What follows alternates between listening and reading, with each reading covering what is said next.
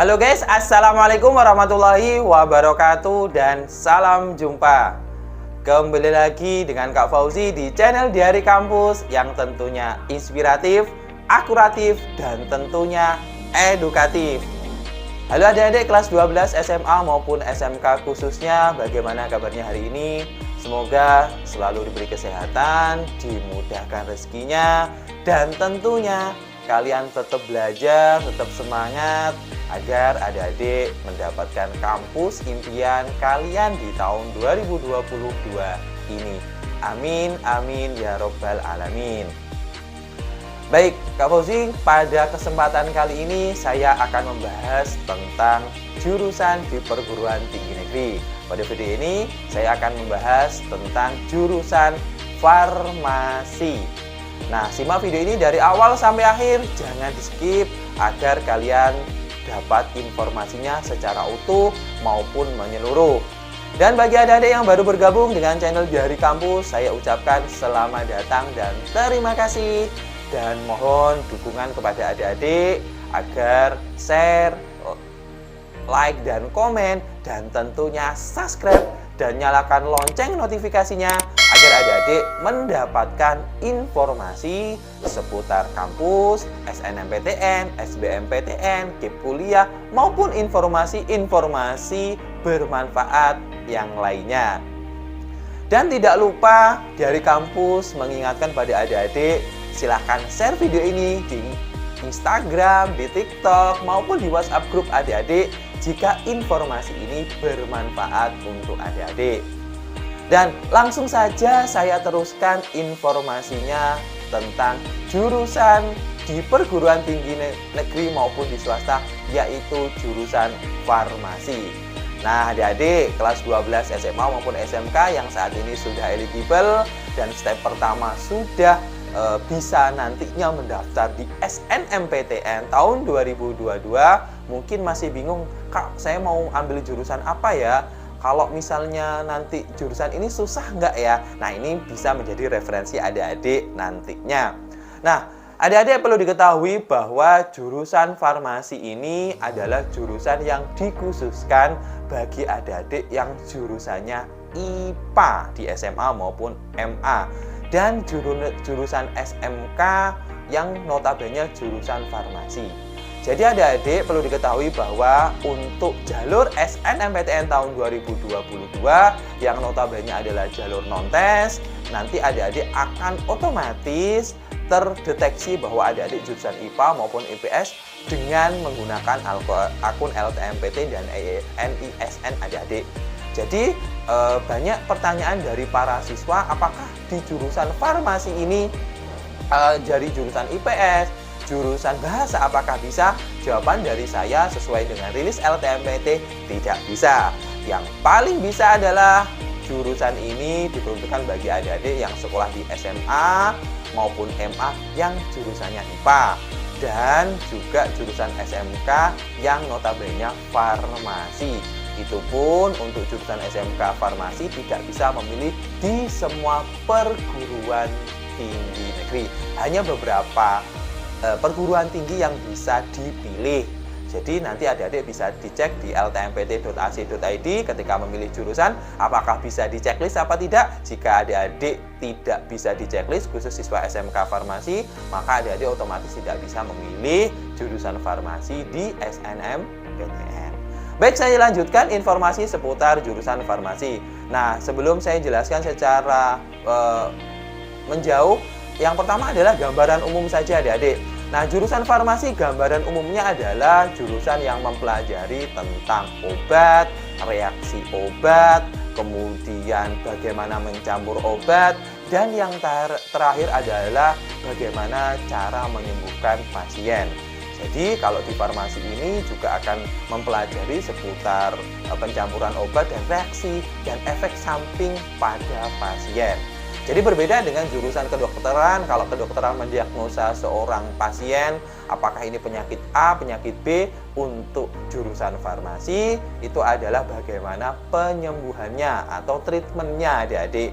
Jadi ini yang berbeda. Jadi makanya adik-adik perlu diketahui bahwa sebenarnya untuk jurusan kedokteran itu bagaimana mendiagnosa dan memberikan resep, maka yang menerjemahkan dari apa yang disampaikan oleh dokter melalui resep adalah adik-adik dari farmasi. Nah, yang pertama itu. Nah, yang kedua adalah yang perlu diperhatikan adik-adik atau pendukung adik-adik nantinya kuliah di jurusan farmasi. Nah, pendukungnya apa saja? Bagi adik-adik yang pengen di jurusan farmasi, terutamanya adik-adik yang suka kimia nih. Jadi kalau adik-adik yang suka kimia ini akan sangat mendukung, termasuk matematika dan fisika, biologi juga.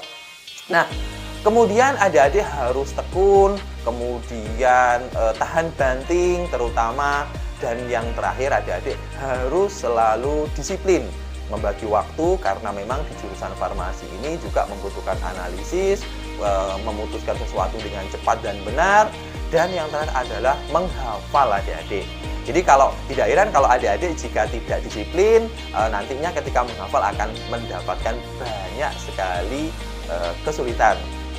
Nah, kemudian yang selanjutnya adalah peluang profesi adik-adik. Nah, mungkin adik-adik banyak yang bertanya, Kak, kalau misalnya saya jurusan farmasi mau jadi apa sih? Nah, itu adalah informasi dasar dari saya, dari channel Di Hari Kampus. Nah, bahwasanya untuk menjadi peluang profesi perlu saya tekankan, jurusan farmasi adalah jurusan yang sangat dibutuhkan di dunia industri, di rumah sakit maupun di apotik adik-adik. Terutama untuk di apotik, adik-adik bisa bayangkan berapa banyak sih apotik di satu kabupaten, bahkan di kecamatan, bahkan mungkin di desanya adik-adik sudah ada apotik.